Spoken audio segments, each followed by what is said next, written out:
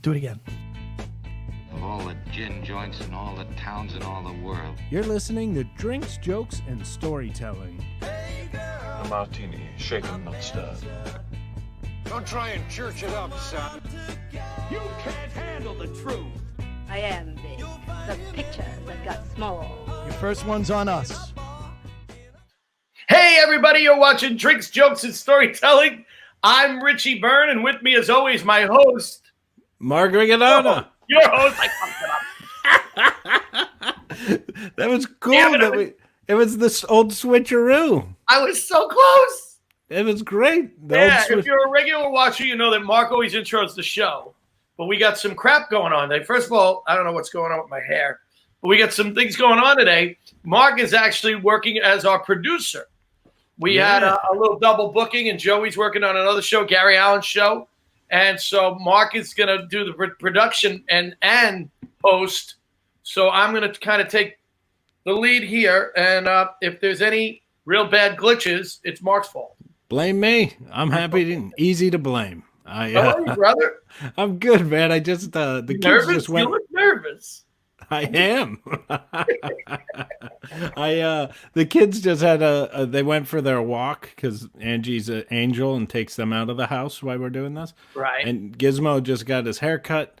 So I hear Axel as he's leaving go, I just hate leaving. I can't resist Gizmo. He's too cute. Aww. And I was like, that's so sweet. What an adorable child.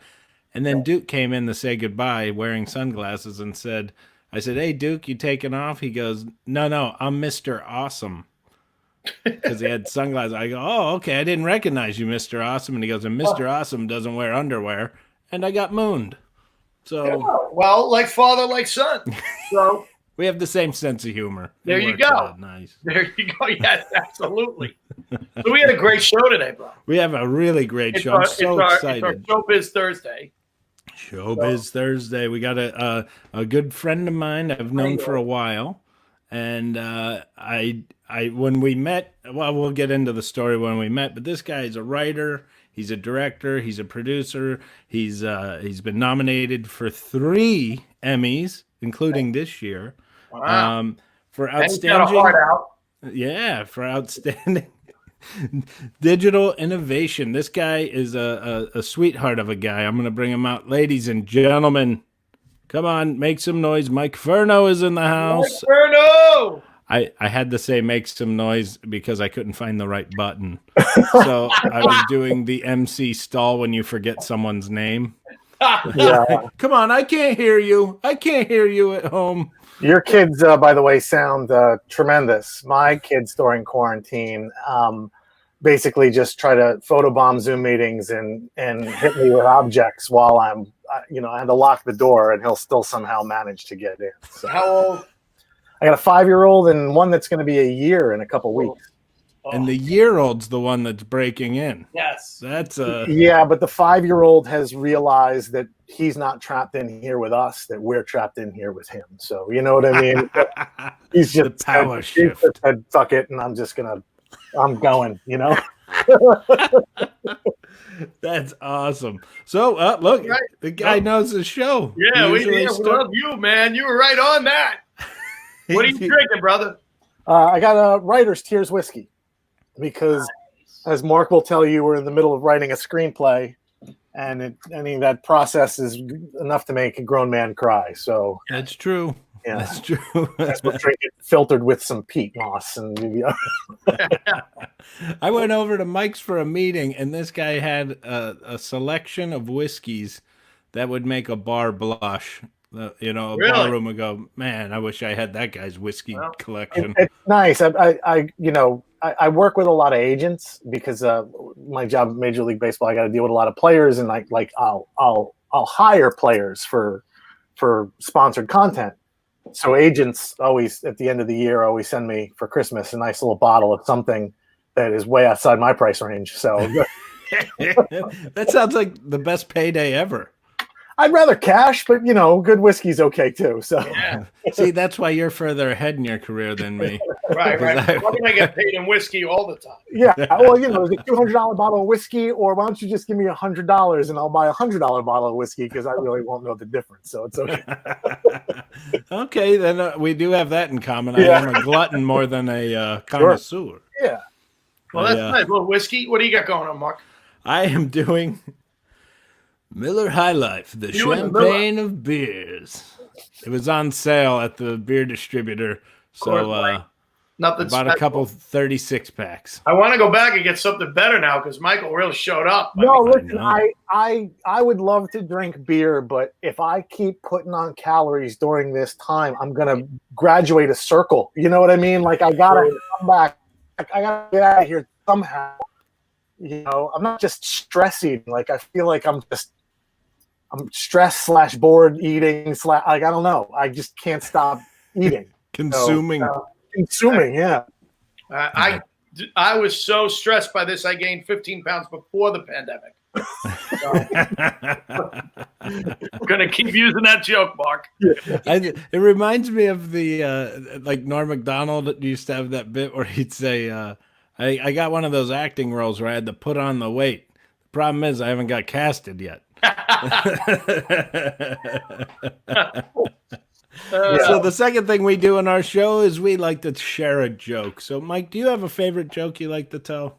I do have a favorite joke, but since I'm here sort of as a representative of Major League Baseball, I don't think I'm going to tell it. But You're not going to tell that. Yeah, you can tell it after the show. I'll tell us it that after one. the show, but you know, with a 5-year-old who's actually getting into Star Wars now. I've been doing a lot of dad jokes and a lot of Star Wars jokes. So they got the. Did you hear the one about the claustrophobic astronaut? No. He just needed a little space. Yeah. That's what happened. A good one after the show. Yeah, I will. But now, listen. So Mark knows my wife. I married a Canadian comedian. You know, like Second City, the whole deal. So she's not. You know, since we had kids, she stopped doing the circuits. That's where I know Mark. So you know, we lived dirty jokes for forever. Yeah. Now having to sort of censor yourself around, not only censor yourself, but come up with humor that's going to make these kids laugh is, I think, almost more challenging than a good dirty street joke. You know, right? Did you meet her in a club? How'd you meet her? I met her at a bar. We were up there. We're up in Canada, and I was hired by a production company to do a script cleanup job. And it was great. The script had 60 pages at the end of a 3-day weekend, and you know, like a bender, like a real like drinking, you know, hardcore drinking party bender. We wrote another 60 pages, so we decided to just have it read. And you know, local bar had a lot of actresses that were working there, so she happened to be one of them. We didn't get along so well at the reading because I didn't think she did a good job. And then 2 weeks later, when I got hired by the production to come back, my first place I went to was that bar, and she was working, and she remembered me and was super nice to me. And then, you know, we got together like 2 nights later, and I've been together ever since. So wow, that's awesome, dude. That's why you and I are so close. I met Angie at a bar, and we didn't get along the first night. Yeah, and then all of a sudden, we started dating and got married and have kids now. Yeah, I think there's probably something in that you don't like them right away because part of you knows that this is probably somebody special and you're just denying it. You know, this is a good idea. Don't do it. Don't do it. Or maybe you thought she was such a bad actress you had to marry her to save her from herself. Is that what it is? Yeah. This girl is so bad. Yeah. Like clearly she has no future in acting. So I'm just going to make her a housewife and everybody will be happy. Hopefully she's not watching. Oh, she will. I'll hear about it later. The great thing about hearing Mike or me saying that we married a fixer-upper is the greatest joke that we can tell. Yeah, for real. So you've been in show business for a very long time, and you've worn a ton of hats. Yeah, you worked with a friend of our show, Danny Aiello.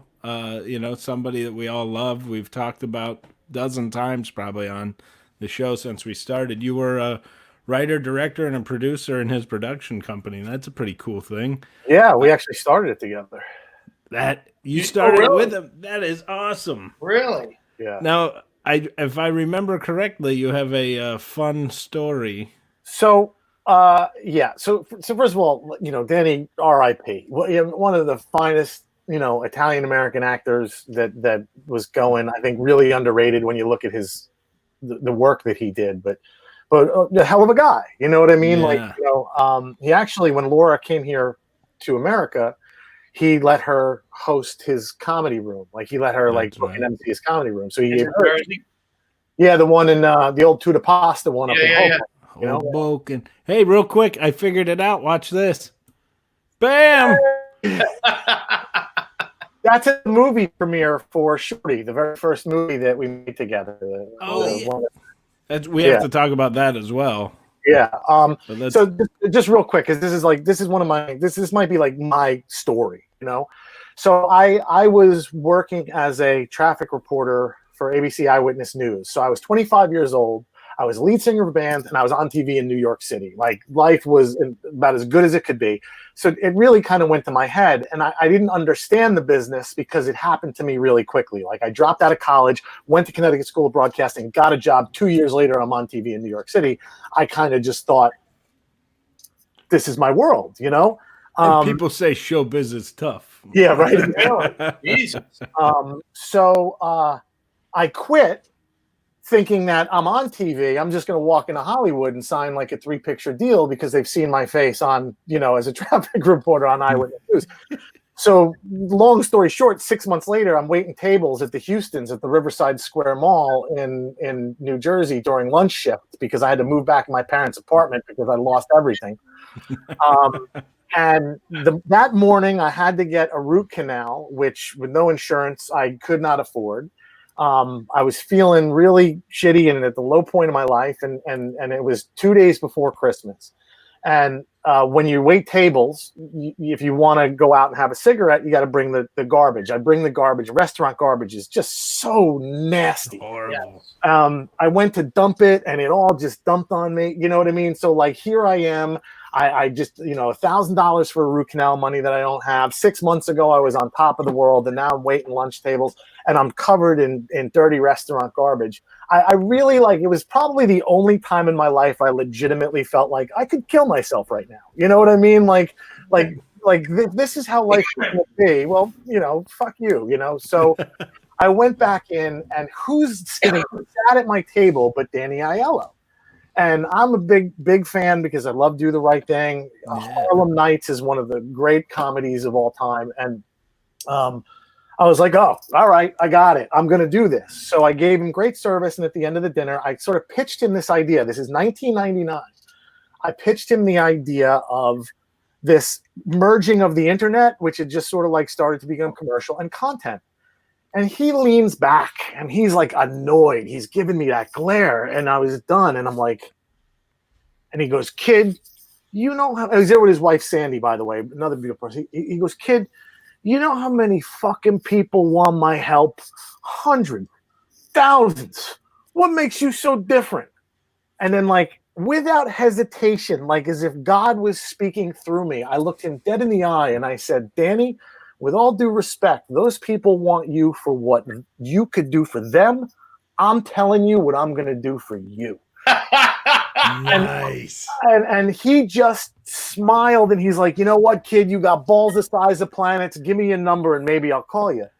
And then oh my God. 2 weeks later, AOL merges with Time Warner and it's all over the news. And then I get a phone call at my parents' house from Danny Aiello saying, hey, kid, is this what you were talking about? I was like, yeah. He goes, why don't you meet me for lunch tomorrow at the Friars Club? And then I'm at the fucking Friars Club. You know what I mean? And then from there, everything just sort of rolled. You know what I mean? He was a role model and a mentor, and fucking God rest his soul. His first movie was Bang the Drum Slowly, which is a baseball movie. Yeah, with De Niro. Yeah, I got to show you something because it's right here. I'll be seriously 1 second. You can see no problem, man. I don't keep much from my career. I'm not a sentimental guy. I don't really have a lot of things, but this right here, you could see it. This is the receipt from his sitting at my table that night. Shit, it is. Oh my God. It's the receipt from Danny sat at my table that night. I want to see the tip. Yeah. $20 on $20 on a $41 meal. Oh, there you Nice. go. Danny Aiello, another glaze. All right. Danny, right? Dude, that's so gangster. That is a gangster story, dude. Yeah, and then so we started a company together. It wasn't easy, It's still the business, no matter who the hell you got. But yeah, we worked together and we did some really cool things. And I legitimately owe him everything. When he died, it was one of the 3 times in my life I was legitimately sad about somebody not being in my life anymore. Yeah. I remember when that was announced, the first thing I thought of was you and your wife. It was the first thing that popped in my head. Just oh my God, they were so close. Yeah. Every time I was around you guys were just so close with him, and you guys spoke in your own language. It was really cool to see. Oh man, he treated me not only did he treat me like a son, but he was so patient with me. You know what I mean?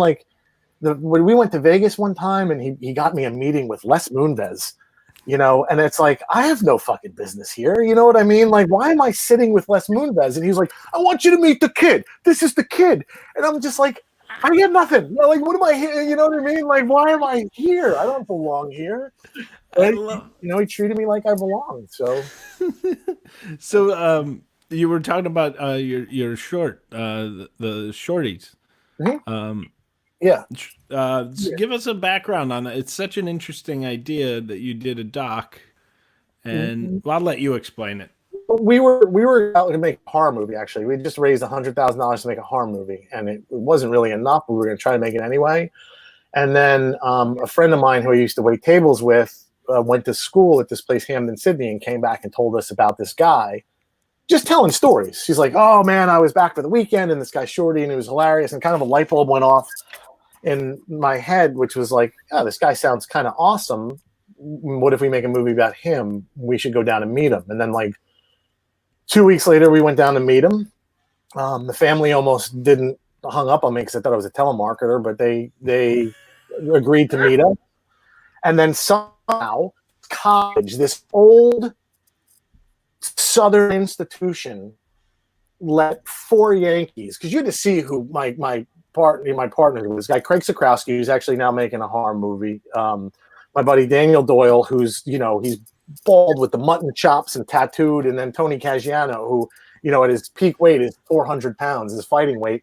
Looks like a Tony Caggiano. Yeah, Tony Caggiano. They let these 4 Yankees come down and spend 4 months on their campus, following around these people and everything like that. And we ended up getting lucky with what happened, much like people who film documentaries do. It's like the Tiger King, you can't plan that. It happens and you're like, holy shit, we got a great movie. And that happened to us, they won the big game in the last second and just everything sort of fell into place. And then we cut a good movie and sort of went out of the gate. And it was almost like my TV career where it was first movie, 1 film festivals, well reviewed. It's this movie making thing is easy. I can totally.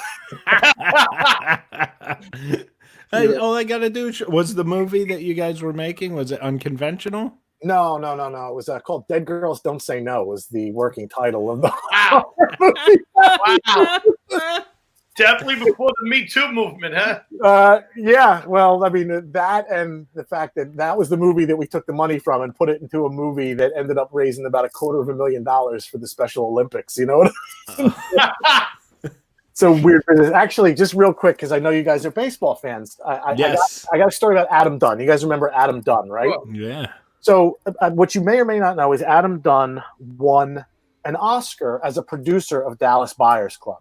Okay. I didn't know that. So, but what had happened is that he got on a bender with Charlie Sheen, right? Because he was Charlie Sheen's a Red fan. He was on a bender with Charlie Sheen, and Charlie Sheen was trying to get him to invest in Major League 4, right? It was going to be a big whole thing. So Adam's yeah, fuck it, I'll invest in Major League 4. So he gave the money to the production company. They lost out on that script. It just stopped, but the production company had money, so they pivoted and hired somebody else, went to the Dallas Buyers Club, which then ended up winning an Oscar, which ended up getting Adam Dunn, the big donkey, an Oscar for a movie about AIDS in the 80s. Really? Right. It was originally supposed to be an investment in Major League 4. Man, talk about failing up. Yeah. Wow, and it's a shame because Sheen would have won the Oscar for Major League 4. Yeah. That's true. That's true. He was due. You know what I mean? Like, that kid had a future. oh God. So you started. How did you get into all of a sudden? You know, you're doing horror movies, documentaries. How all of a sudden do you slide into working like on Derek Jeter, a Yankee first? My life before I met my wife was great. Like there was, and I still got knowing. Go ahead. First of all, really, like you're speaking for every man, but go ahead. Yeah. I'm not saying that it's not great now because it is, Yes. but like when I was rolling, you know what I mean? Like it was like I had worked my way back. Like I'd written and directed like, you know, two movies. I had done like a bunch of stuff, and you know, and I could, but what I mean great in the sense of that I had no attachments and I could fit my whole life in my car, you know.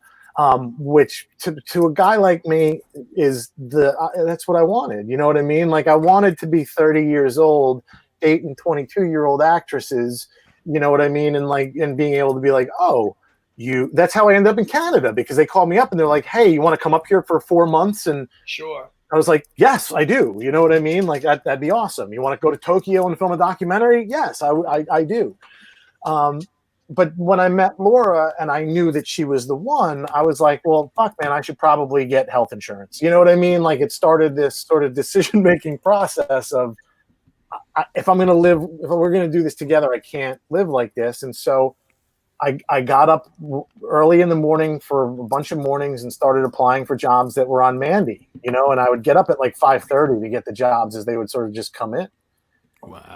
And one of them was like for Major League Baseball Advanced Media. The guy who eventually hired me, my guy Brian Angioletti, he eventually said to me, he's like, you know, he's like, the only reason that you got the interview is because I only took the first 3 people that applied. He's like we got 1,000 applications. You know what I mean? He's like, I only looked at the first 3 things. So I love baseball, like love baseball. And so yeah, I got the job. And now, as a kid, were you one of those kids who knew every stat, or were you just like absolutely in love with just how to play? The Yankees are my team. Yeah, Yankees are my team. But I could from the 80s. And Reggie Jackson hit his 3 home runs against the Dodgers on my birthday. You know what I mean? Like that was October 18th. And he knew it, Michael.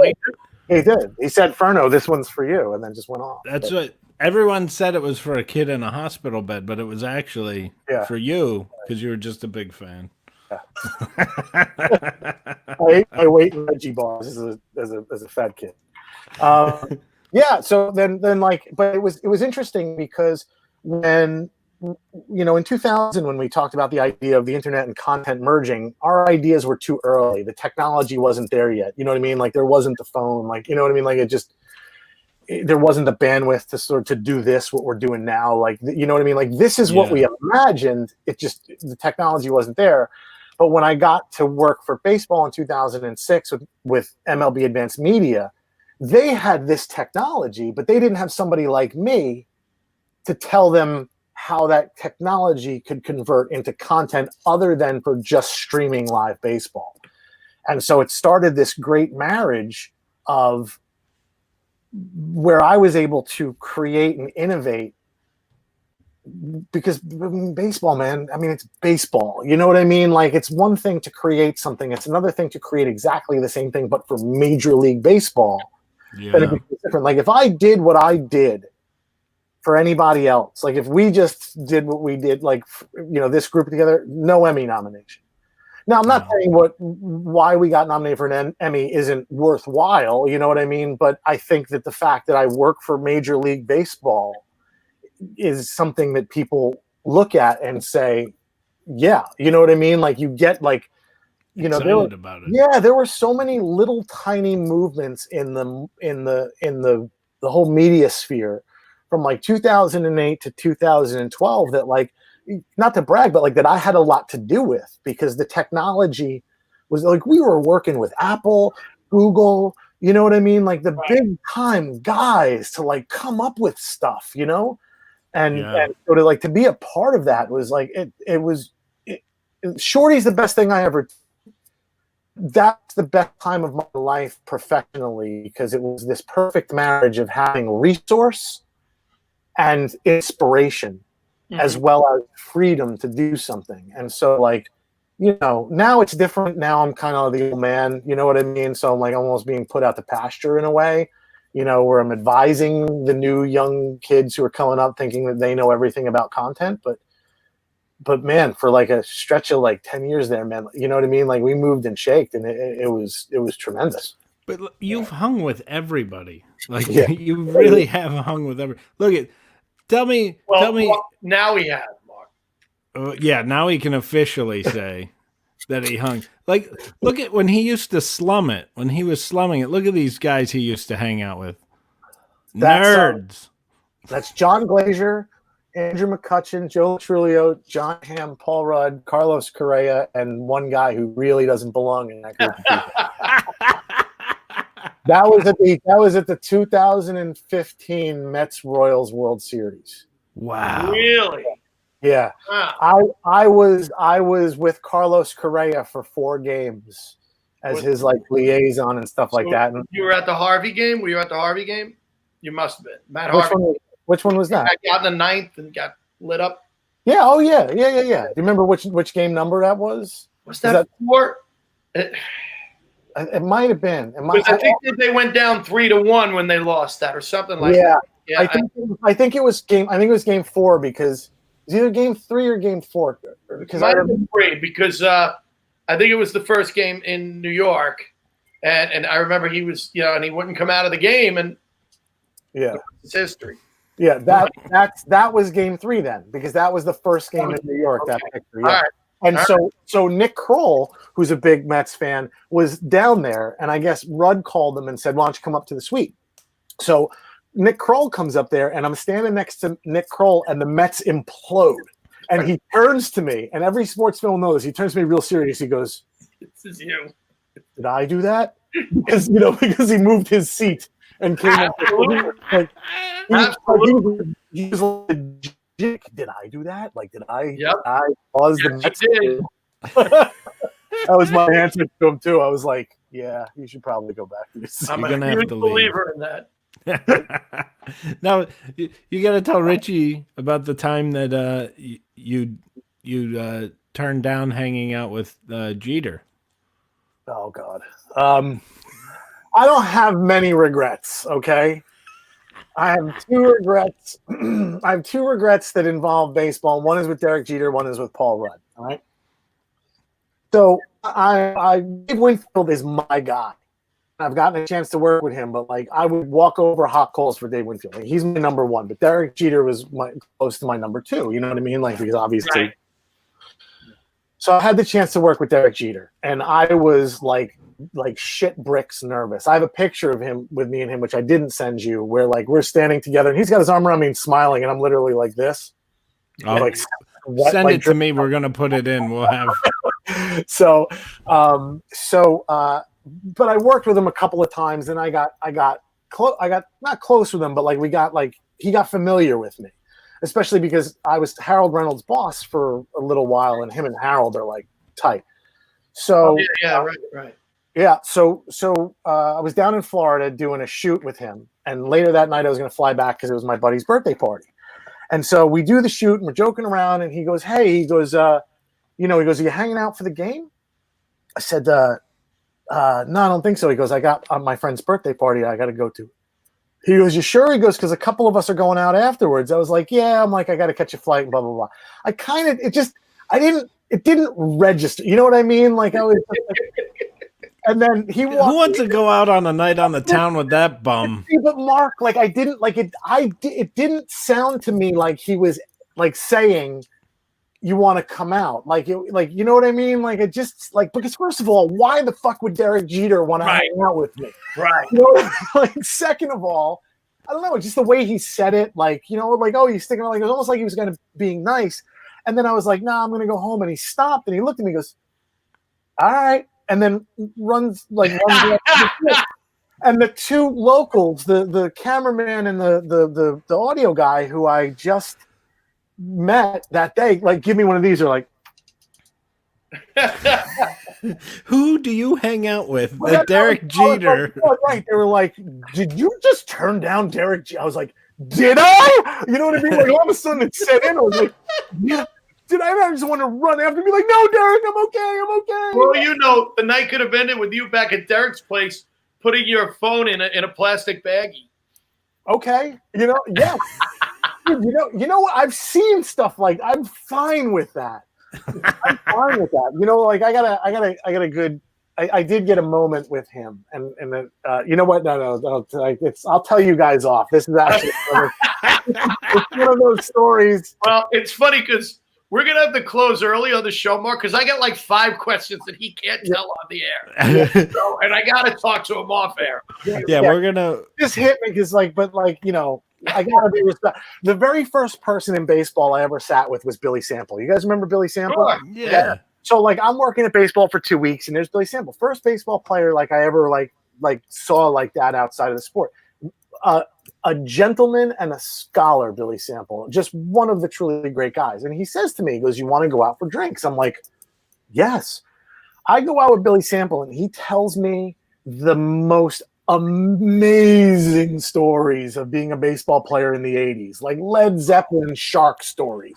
And the thing I always will remember is that he would say what he did, but he would never, ever, ever give the name of the other people in the story. You know what I mean? And like, even though like I'm not press, like I'm not going anywhere, I always really respected that about him, that there was this kind of like, you know, I saw things, and I'm happy to tell you that I was the one with the syphilis. You know what I mean? But I'm not going to tell you the other 3 guys who walked into spring training with a cold sore that day. You know what I mean? So, you know, so that's why I'd be happy to tell you some of these other stories. I remember back in the 80s, some basketball player was in Houston, and he got caught with like 3 hookers in a hotel room. Yeah, and they were interviewing one of the Knicks about it, and literally he's going, "In Houston?" And it like he wasn't. They're going, "Isn't this terrible? What do you think of this? That he had process?" He's going, "In Houston?" Like his point was, why would you ever bother in Houston? You can get, you can get it for free in Houston. Yeah. There's a term for that they use. I'll tell you that off the air too. Because I kind of have an idea where I want to go with this interview. I'd like to talk about your show. EWC, and just you're a writer, you direct. Now it's the cycle. Yeah. Okay. Well, let's talk about both of them because they're both pretty exciting. Well, Express Written Consent was actually a celebrity talk show we used to do that we would do at the suite at Dodger Stadium, which was amazing. Like that's the best thing I ever did with baseball, hands down, because somehow I got baseball to agree to give me a suite at Dodger Stadium where I could host celebrities and make a show. You know what I mean? Dude, you're amazing. It's not me, man. It's just sometimes you just gotta you see that tiny little hole and you're like, I'm gonna jump through that hole. But that was great, and one of my proudest career moments is that we were actually a question on Jeopardy. Wow. I was in Kentucky, and I was out to dinner with Laura, my wife, and my friend texted me. He goes, "You were just a Jeopardy question." I was like, "What?" And he sent it to me, and it was a legit Jeopardy question that referenced my show, Express Written Consent. And I was like, I didn't know that that's what I wanted to achieve in life, but I've now achieved that in life. You know? But you were the host, or you were no, producer? Nobody wants to see me on camera. No. But that was a lot of fun. And then from there, it morphed to the cycle now, which we do with Rachel Demita, who's this great social media star, and Budweiser, which honestly, if I had a Budweiser, I'd be drinking it to their, for their sponsorship. It sponsored it. And it's going to be great. It's coming out in June. We got Mayim Bialik, Michael Pena. We're doing baseball players like Adam Jones. And it's on MLB Network? It's going to be on the network. It's going to be on MLB Social. It's going to be on YouTube. So, it's going to be awesome stuff. Cool. Okay, man. so something else I was super in. Oop, go ahead. Sorry, Richie. I think we're going to have to watch it. Yeah. Oh, Starts definitely. in June? Yeah, starts in June. Okay. Another cool project you're working on is with the NHL. Yeah. So it's a virtual reality. Yeah, so this year is the 40th anniversary of The Goal with Bobby Nystrom and John Tonelli, that overtime goal that won the Islanders their championship. Right. You're talking to a Long Island guy right over there. You'll love this, then, is that we did this 360 virtual reality thing, which is great because it's on broadcast TV, it brings you these angles that you can't see. So instead of this 2D thing, you can sort of look around and be like, oh, that's where the person was positioned over there. Oh, that's where the person was positioned over there. We got Bobby Nystrom and John Tonelli, who is Bobby Nystrom had not been on skates in 20 years, to recreate their goal at the American Dream Mall, on the rink at the American Dream. And I love hockey, but I'm not an Islanders fan. It was one of the best days of work I've ever had because you realize that you're in the presence of not just in the presence of legends. Like, I've been in the presence of legends before, right, the Hall of Fame and everything like that. But to see these guys like lace up and recreate the thing that made them famous, right, for me, right, was amazing. And that's going to be on the NHL Network this Sunday at 7. This Sunday at 7. Make sure we have some major hockey fans that watch. Yeah. I love hockey. I'm old enough. I remember that 4-year run with the Islanders. So it was amazing. Yeah. It was amazing. You talk about like things in sports that you don't know if can ever happen again. That 4-year run by the Islanders was absurd. And the funny thing is, you went from that to Edmonton too. So it was like one back, and then because the Oilers just were. That was like right after that was Gretzky and all of that. And it was, quite a run in hockey. So we do have a time crunch. We barely hit any of the notes that I have here. Sorry, man. No, but there's one story we have to close on because there was another person who is involved in this story who told their version of the story. Okay. You shadowed Bill Murray. Yes. And Eddie Vedder. Yes. During a World Series game. Yes.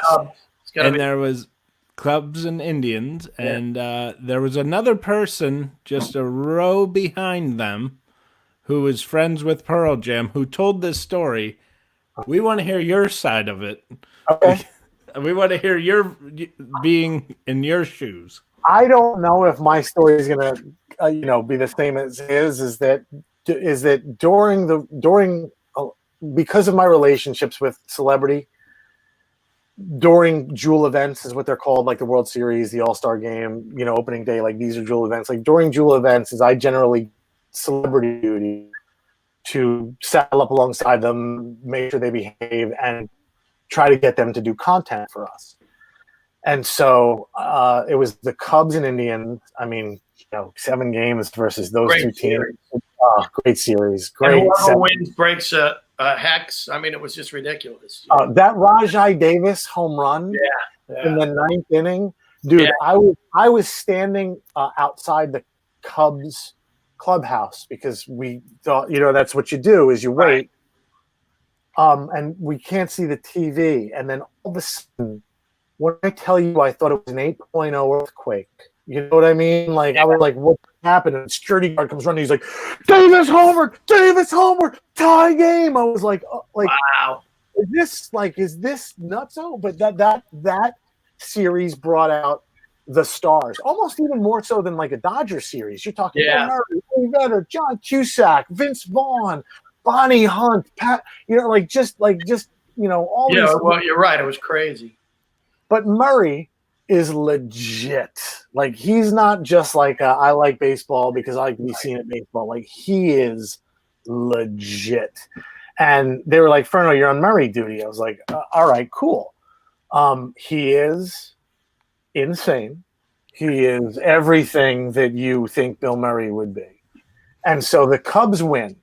And now I'm walking on the field with Bill Murray. And my phone is blowing up.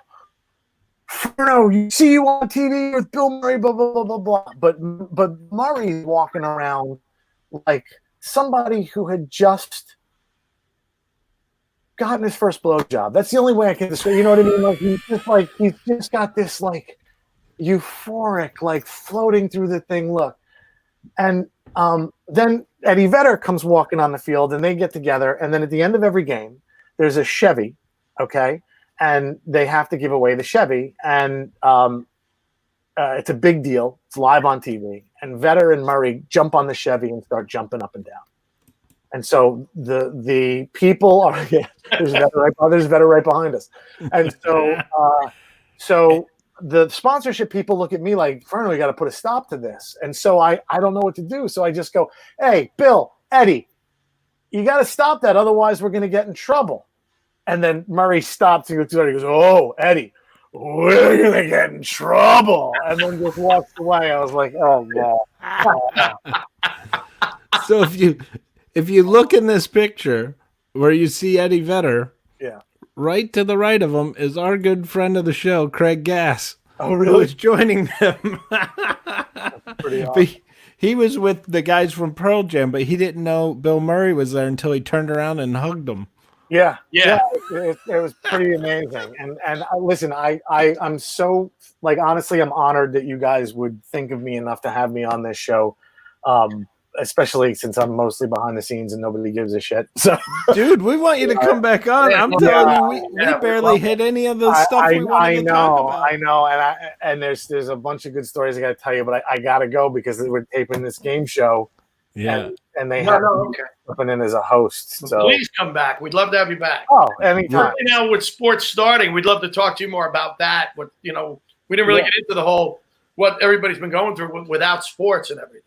Oh yeah, anytime, and hopefully I can offer some insight as to some of the technological things we're trying to do to bring sports back. I'll just leave you with this: is that I can tell you from the bottom of my heart, from like I've really never seen anything like it. Is that baseball has come together as a group, as like an organization to really they're doing everything they can to try to figure out how to get the game going. You know what I mean? Like they know how important it is to people. More than ever, and there's people smarter than me, a lot smarter than me, who are just working day and night to try to figure out a way to bring it back. That's cool.